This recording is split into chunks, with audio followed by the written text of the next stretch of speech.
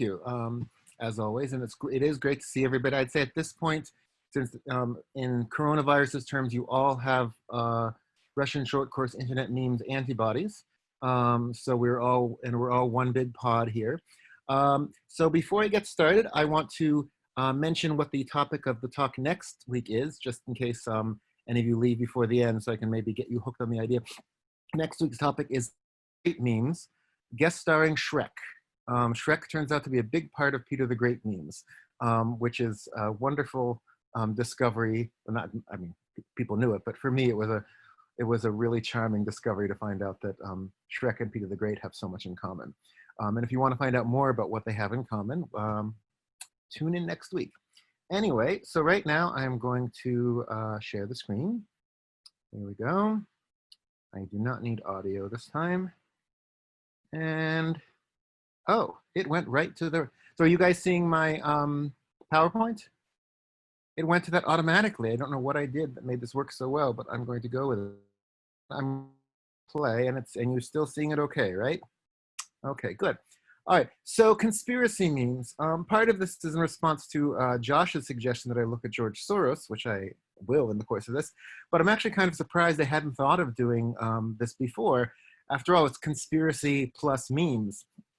In terms of my research, like the Reese's peanut butter cup of my work. So I've given lots of thought to conspiracy and memes before, but not to conspiracy and internet memes. So in the book I published last year, oh, come on. Here we go again. It's not, wait, hold on. It's not letting me, there we go. Plots Against Russia. I did talk about conspiracy and internet meme, conspiracy and memes at some length, but not internet memes. Because I find that the notion of memes is really useful for thinking about conspiracy as a correct tendency to think of conspiracy in terms of the broader super conspiratorial narratives where everything is interconnected and you believe absolutely every part of this crazy, crazy narrative.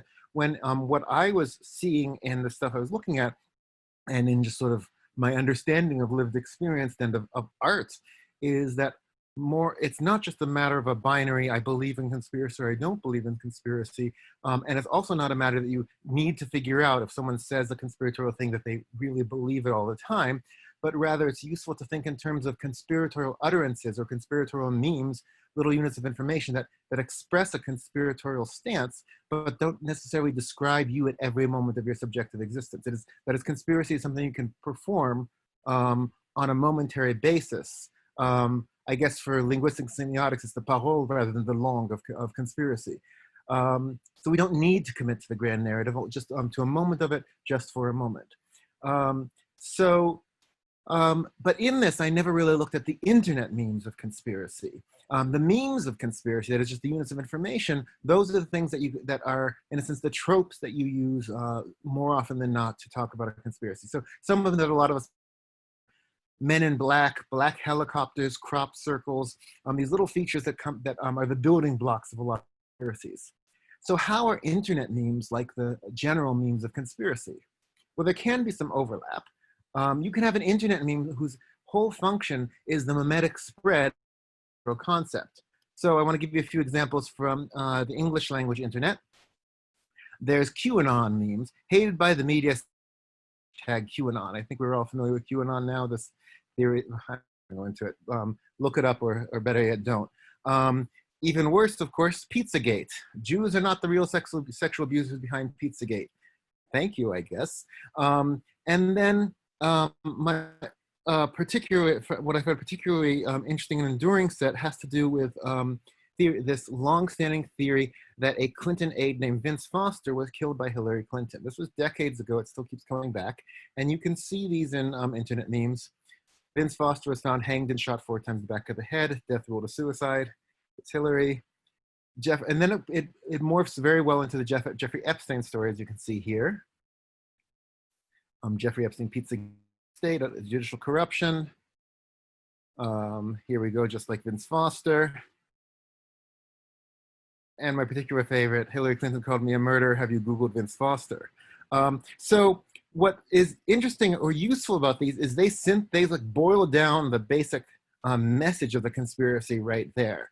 And you can disagree with it. I certainly disagree with it, but you have to, there's this process that has to happen of your understanding it. You have to, in a sense, you were required to put the pieces of information together to rebuild the conspiracy in your head so that the meme makes sense. But in a lot of ways, these the internet memes are not the same as sort of general memes of conspiracy. They're deliberate, they're confected, and also, like so many internet memes, they're funny. They have a different relationship to belief. So for instance, I'm not convinced by any of the ones I've shown you. I don't believe in any of them, but I can't help but find some of them really funny. I don't believe Hillary Clinton and Bill Clinton murdered Vince Foster, but the way some of these things are combined strike me as kind of amusing. And this last one with Putin is wonderful also because it does call, even though it's wrong on Foster, it does call out some hypocrisy about some of the people who criticize Putin. But then the question is, what subject position do you assume when you are laughing at a meme like this? Is this like laughing at a racist joke? Or is it more like disagreeing with the politics, but agreeing with the judgment that there's something absurd here? So that's, so these are like classically conspiratorial memes on the English language internet. Now, moving on to Russia, to paraphrase BuzzFeed, what I saw there will shock you and surprise you. It surprised me. And that is, this could be because of the limitations of my so-called research here. I've just been looking around for a couple of weeks, haphazardly, though I did try to check out really offensive sites like Vkontakte's Russian memes for Russians. That is places where I would expect to find really what's, for me, would be politically egregious content and therefore conspiratorial memes. However, with very few exceptions, the Russian conspiracy memes that I found are, they are about the most important subjects of Russian conspiracy theory, so they're relevant, but they are by and large anti-conspiracy. They're satirical. So let's look at them, and then I want to talk about some ideas I have for why this is. So first off, there's a lot of memes about people declaring that there is a conspiracy. So this says, it's probably some sort of conspiracy. It's some sort of conspiracy, but I don't give a shit. I think it's some sort of conspiracy. And this meme macro you've probably seen everywhere. It says conspiracies, they're everywhere. This Toy Story image is used all around the world. We're gonna see it 3 or 4 times today. And this one from Conspiracy Keanu, what if all the memes are a government conspiracy? So there are also lots of memes making fun of some really important conspiratorial figures, such as Dmitry Kiselyov, the dark elf of Channel 1 news propaganda. So here it is saying, but he says a lot. Is it a coincidence? I don't think so, which is a classic conspiratorial phrase in any language. Here he is saying this again. Here's another one of his catchphrases, but there's nothing surprising about this. Which is his way of reminding you that whatever he's talking about is part of the general conspiratorial pattern of the way that the world works. If you take the word Jesus and change 5 words, it becomes Putin. A coincidence? I don't think so. And this was such a coincidence that I even I was even fucked up by it. And we're not going to talk about that. There's also a great deal of content about the classic conspiratorial trope in Russian conspiratorial discourse, the Masons. I think we're all familiar with the idea that the Freemasons are controlling the world, and they are either Jews or working with. Why in Russian you get this wonderful combination word, Židomasony, Kike Masons or Jew Masons. So here we have. So what if the Masonic conspiracy exists? No, it's it's just nonsense. This is the Masons inventing rock and roll. Oh, this is Yelena Malisheva from Channel 1, who has her program about health and who's been recently trashed by Navalny for corruption and fabulous wealth. So you think that Masons are following you? That's normal. Where are the Masons? Here. This is also a very common meme macro here. What if the Ice Bucket Challenge is a Catholic conspiracy to baptize all of the non-believers? You can say that you're busy and hide the fact that you were paid by the Masons to keep quiet.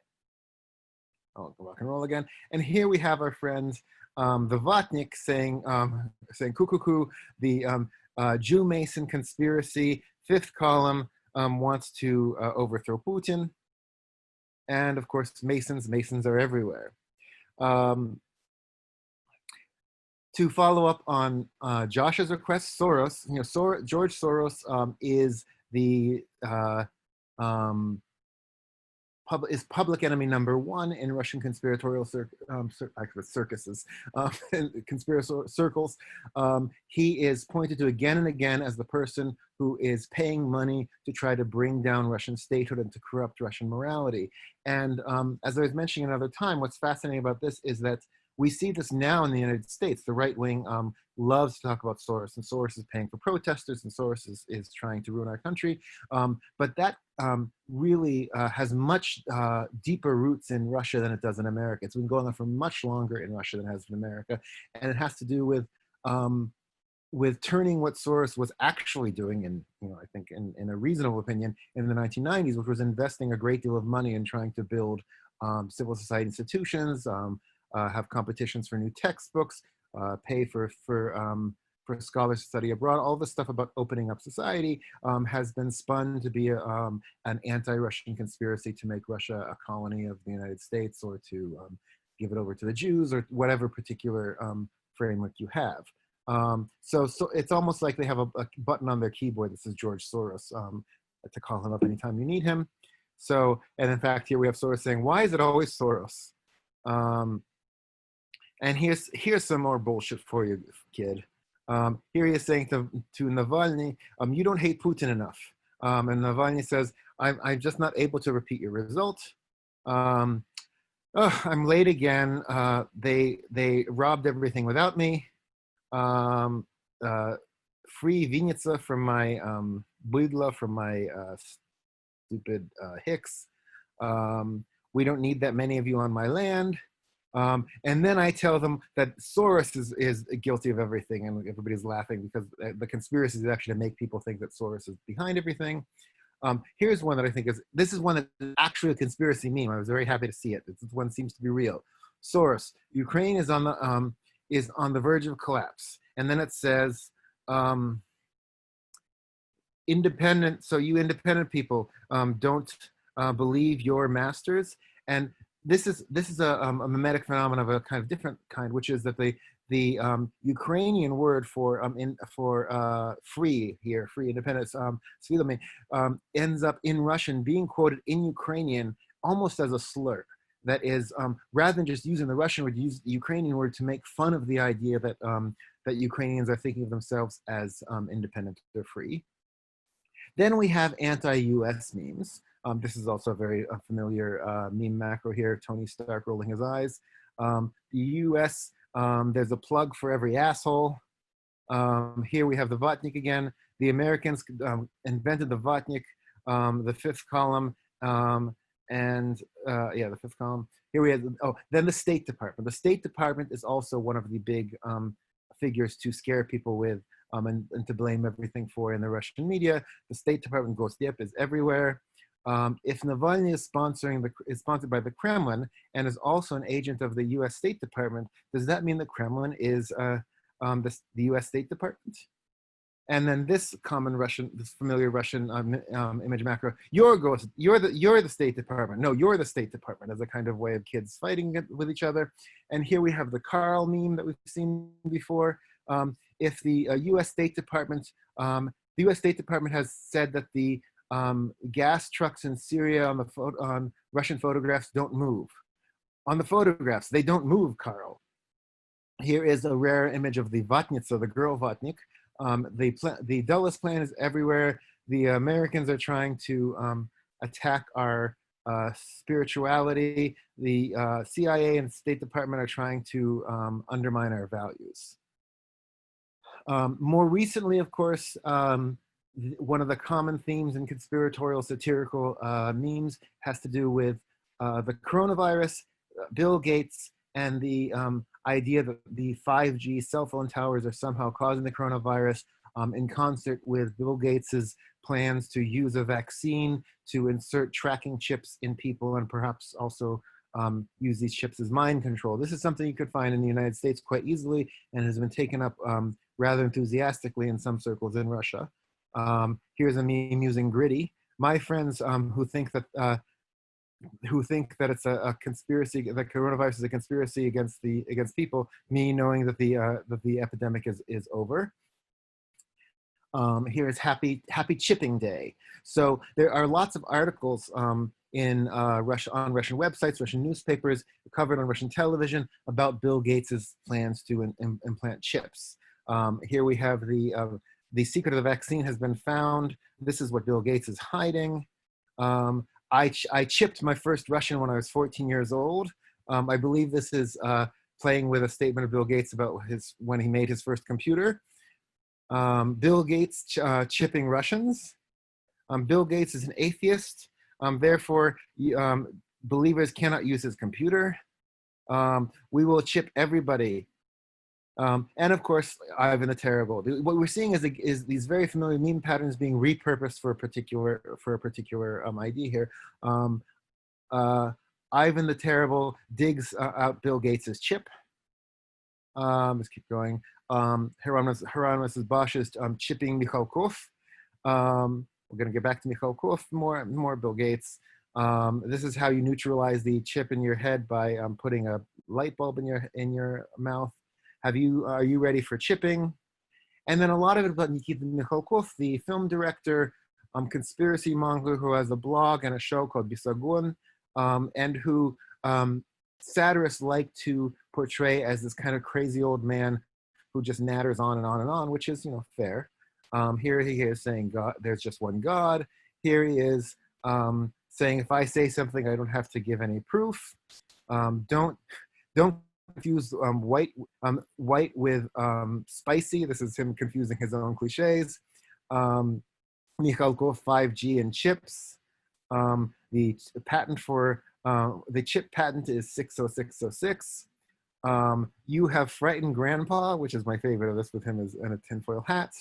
And the classic Soviet anti-alcohol poster, only now it's Mikhalkov saying no to a Windows for Dummy book that's been turned into a history of the great patriotic war for dummies.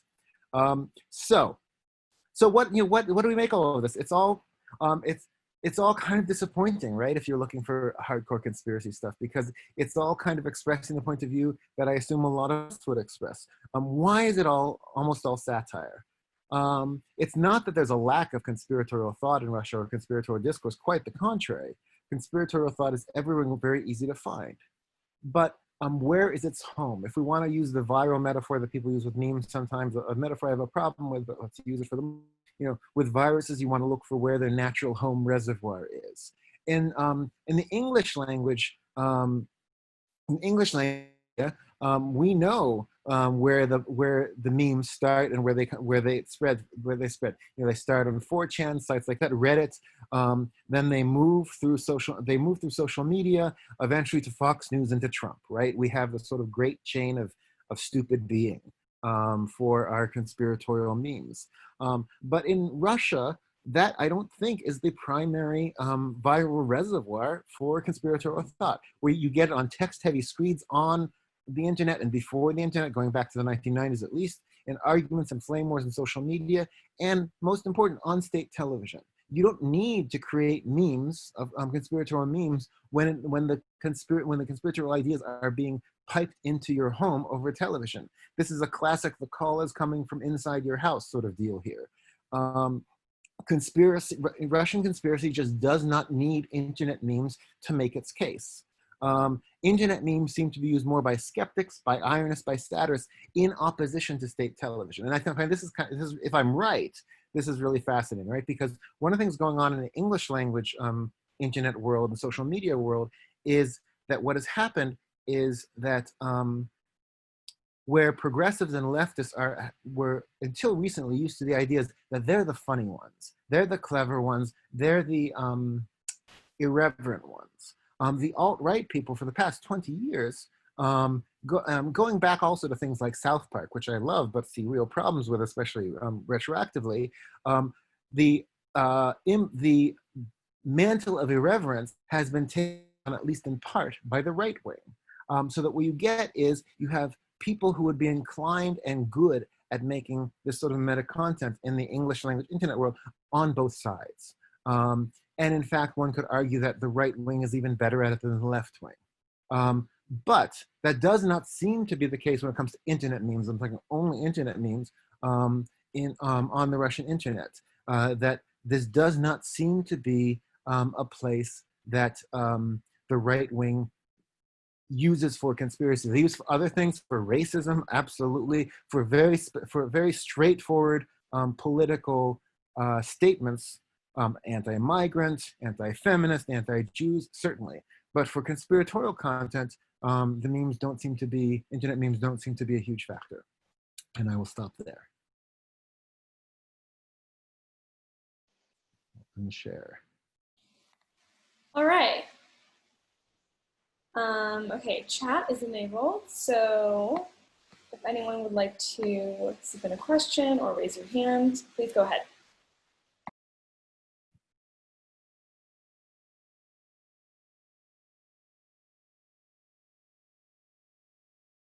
While waiting, I should add, I feel that I'm in this strange position, a position strange for me as a non-scientist and non-social scientist, where in the sciences, finding a negative result is a result. And in our world, I don't think finding a negative result is as much of a result. And I actually went into this talk thinking I was going to find some great conspiratorial memes, like an actual conspiracy, and that's not what I found. I'll ask a quick question, Eliot. As someone who works on the edge of conspiracy theories in the social sciences these days, right. Did you go looking for this in our conspiracy in Reddit? Did you go to 4chan? Did you go to the places where you might actually find people who are actively engaged in conspiratorial action to try to disseminate these memes and to try to populate them through the pipeline that I think you correctly identified as the way in which a lot of these things escape from these smaller communities? But are you sort of giving us a picture here today where it's just slightly more sanguine than one might have thought? Right. Are you giving us a picture of that's what we find, in the Russian internet, that's what we find at the edge of these things, or did you go deep diving into the dark web where you think you might find some of the nastier stuff? So I didn't go deep enough, that is definitely true. I went to Reddit. It takes a lot to make me go to 4chan. 4chan basically makes me very, very nervous because I feel like I'm. But you were in our conspiracy. Yeah. But okay. With 4chan, I'm always afraid like I'm one click away from child pornography. Yeah. So it could be that. Yeah, I'm not saying you should have. I'm just trying to get the scope conditions of what you like. What we would call the scope conditions in social sciences. I'm arrested. I'm bringing you in. No, I didn't do enough of that. And if it is possible that if I do more of it, I will find stuff that I'm not finding, in which case then I would have to adjust my conclusion here, and I would happily do it. But there's still something interesting then in the fact that this stuff isn't bubbling up to the surface the way that we see stuff from 4chan bubbling up to where you can just find them in Google searches in English. That is, there seems to be, I think there's a very familiar pattern now of these things going up from the dark internet to a very, very visible internet. And at the very least, that's not I'm not seeing that. And maybe I'll go to 4chan. Not on my behalf. No, it's fine. I'll just say Josh sent me. All right, Emily Wang, you want to go ahead and ask your question? You gotta unmute yourself, Emily. Sorry, thank you. Sorry about that. Hi, so I was just wondering, with regard to the Masons, it's always so interesting for me to hear about Masons and the Illuminati because I work on the Decembrists, and in the actual historical context of these Masonic groups and these conspiratorial organizations, the truth is a lot more mundane than the conspiracy theories suggest. And I just wanted to know if Pushkin's participation in Masonic groups ever comes up in these discussions, because I know Pushkin's is usually used as sort of a symbol of National Dostoinstva, that sort of thing. And the discussions of Decembrists and Masons are usually presenting them as the enemies of Russia from the little that I've seen in contemporary culture. I know there's a movie that's come out, but I haven't spent too much time with it yet.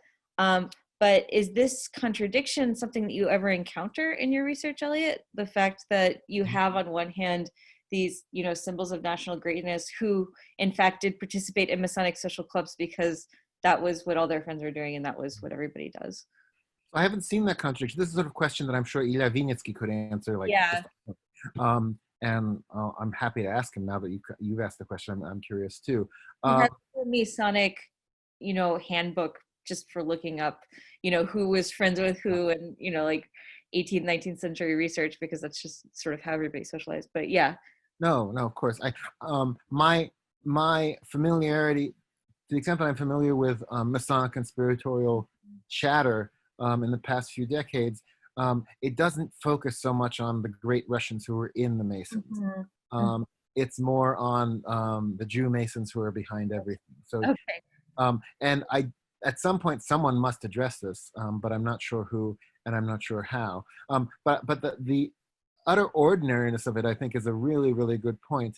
And I think it's one of the things that made the whole Mason thing such a surprise to me when I first realized it was taken seriously in Russia, because if you grew up in the Midwestern United States, so they're the Shriners, there's the Masons, they're just a bunch of cranks with a little town hall, with a little hall. They get together and have dinner and lots of drinks, and they're just the silly guys in the funny costumes that you do not take seriously. So the idea that someone was taking these middle-aged cranks seriously really took me aback. But the ways in which these sort of secret societies have been so normalized and so made so mundane for a lot of America has not happened in some other places, particularly in Russia. Thank you. Great. Dennis Brown, would you like to unmute yourself? There you go.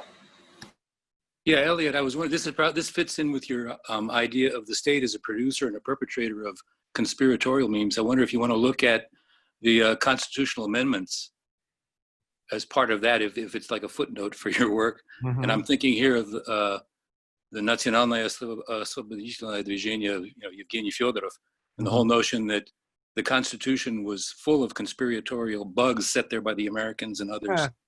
Similarly with the ruble, Fyodorov has said that the Russians shouldn't be using the ruble because it's, part of the Western financial system. So it would just be a footnote maybe for you. Absolutely. I mean, this is just more.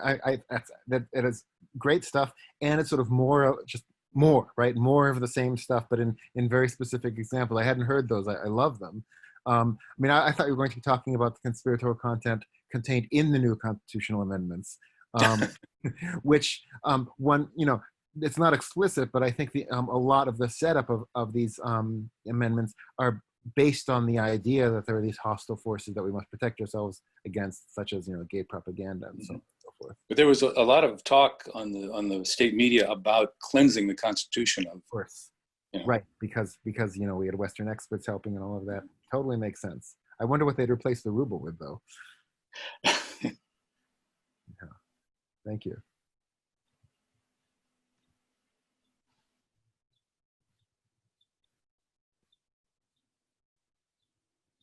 Sorry about that. Okay. We have a comment from Olive Roylands. Not a question, just an observation. Seemingly, here is a new iteration of Masonic conspiracy. I hear more about Illuminati now than Masons. Oh, interesting. Okay. Sorry, go ahead. In Russian, you hear more about the Illuminati.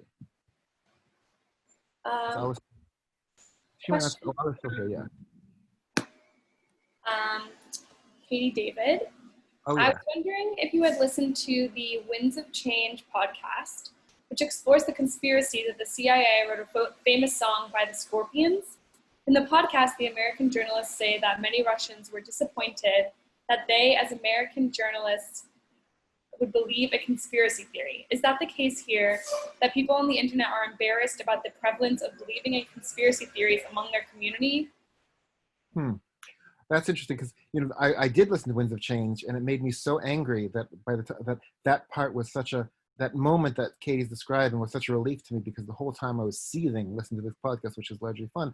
In that, so that Scorpions song "Winds of Change," which is hugely important in the form Soviet Union, hugely big in Europe, and most Americans don't remember it. I didn't really remember it either, frankly. And it's the Scorpions, like I would care about the Scorpions. But the moment it came out, you know, this is hugely important for people in terms of the notion of opening up the country and freedom and all of that. And so the host of the podcast was following up on something that a friend of us heard from someone who worked in the CIA, saying, "Oh, Winds of Change, we wrote that." And we gave it to the Scorpions, and it was all part of a CIA operation. And what was bothering me about it is, of course, you know, the idea that they're going to find out yes or no seemed impossible, but also the whole thing sounded so much to me like Soviet propaganda and Putinist propaganda against Western influence and against rock and roll. I mean, just several years ago, there were articles about how Viktor Tsoi was supposedly working for the CIA, and the CIA wrote his songs, that it just sounded to me like stupid Americans doing Putin's work for him.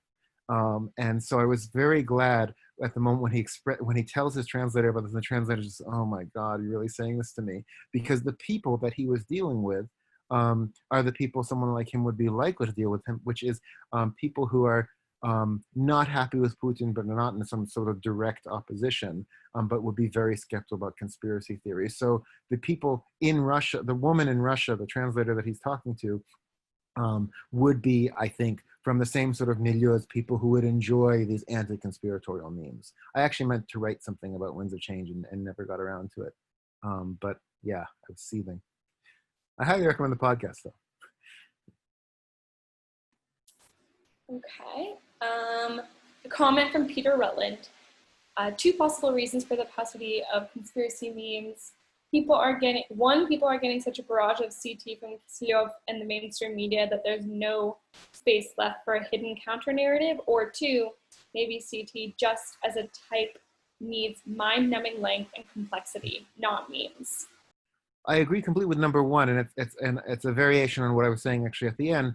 Number 2, I don't agree in that the counter examples from English language internet show that in fact you can get conspiratorial content boiled down to an internet meme really, really easily. What was fascinating to me, if my findings are in any way correct, is the apparent lack of need to do so in the Russian context, which I really do think has to do with the, if you think of it as a market, the market has been cornered by the state, and then also by a whole range of actors whose activity in conspiratorial circles probably predates internet memes, and I just think they don't need it. Can you cite some studies of these of the Western internet memes that are conspiratorial? Because I would be interested to follow that up. Mm-hmm. Do you think any? Yeah, so there are a lot. I'm gonna have trouble coming up with the names off the top of my head, but in the past several years, certainly there have been several books about the alt-right internet and internet trolling and 4chan and Reddit that then have chapters that deal with internet memes. There are also articles online. I can't come up with them off the top of my head. Afterwards, I can send you some links on email, but they all have names that have troll in them. So I don't really remember what the names are. Okay. We have a question from Eugene Clay. Mm-hmm. The Bill Gates 5G Soros conspiracy theory is often referenced in an official call by the Orthodox Church of Moldova, an autonomous branch of the Russian Orthodox Church, against any compulsory vaccine, May 19th, 2020. Does religion play a role in these memes? That's fascinating. That is fascinating. I'd say religion plays a role in the conspiratorial thought. It's not playing too much role in the memes that I showed you, although anything with Mikhalkov has a religious underpinning. I mean, what happens is, on the whole, you could see the Orthodox Church as a reliable repository of kind of right-wing thought, but it really varies. And so what you have again and again, like every time I see some sort of weird, scandalous moment where some sort of, say, Western import is being attacked, like Pokemon Go or something, there's always some Russian Orthodox priest somewhere who is saying that this is godless, this is Satan. It's almost never a top Russian Orthodox official. But as we can see with that incident with the priest who had locked himself away in this convent, right, because he was in a dispute with the leadership of the church just a few weeks ago. There does seem to be a lot of latitude in the church for individual priests to sort of, say something. They can then be slapped down, but how often they're slapped down, I don't know. A lot. From what I've seen, a lot of the times when I see some Russian Orthodox priest saying something like this, the church does not slap him down. The church tends to slap him down when the critique then gets turned on the church itself, like with discussions of pedophilia scandals and so on and so forth. But I think it's in the church, but it's largely decentralized.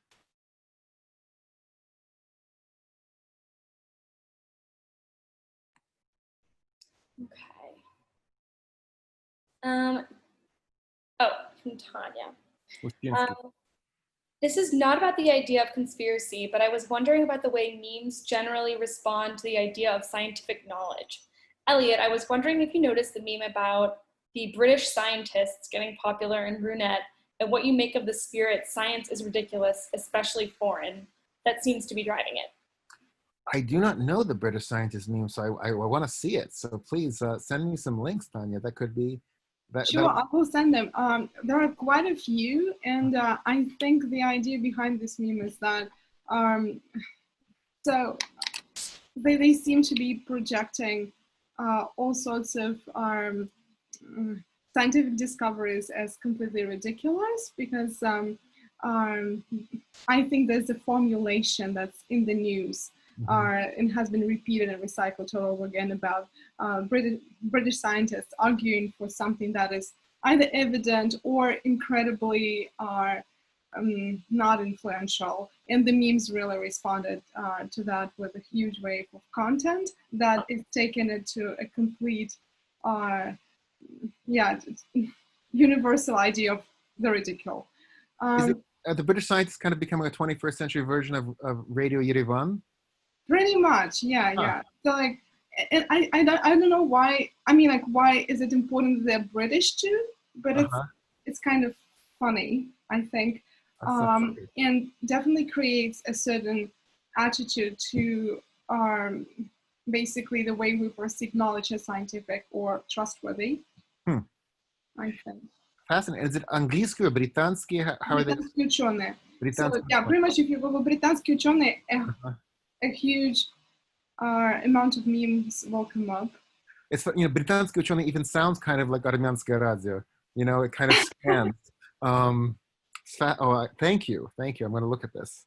Sure, I'll send you the link.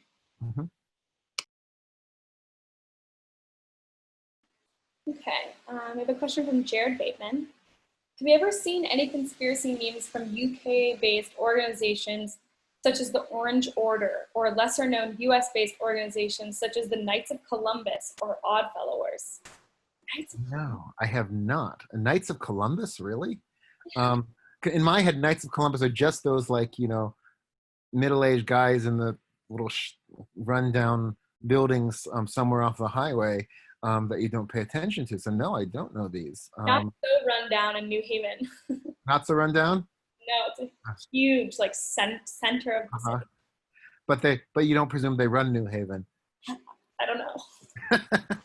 Fascinating. No, I don't know. The New Haven one is the National Museum. Oh. It's literally a museum. I mean, they peaked in about 1890. Didn't we all? Yeah. Huh. Thank you. No, if you have any, Jared, if you have any links, I'd love to see it. I'm not familiar with this. Dennis Brown, did you have a question? You had your hand up, but I wasn't sure if you just hadn't lowered it from earlier. Oh, I thought I sent it to you. Actually, my question though was Mikhail Zadornov ever a target of memes the same way that Mikhalkovsky is? Mikhalkov, I'm sorry, not Mikhalkovsky. He should be. I haven't come across them on my own, but I also haven't searched for them. Now I'll search for them. You don't have to search for Mikhalkov to come up with Mikhalkov. That's how big a figure he is in all this.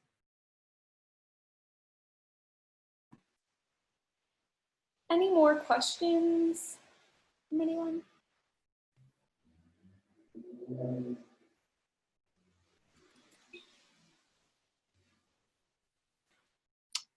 All right. Well, thank you all. So please come back next week for Peter the Great and Shrek, and have a good weekend.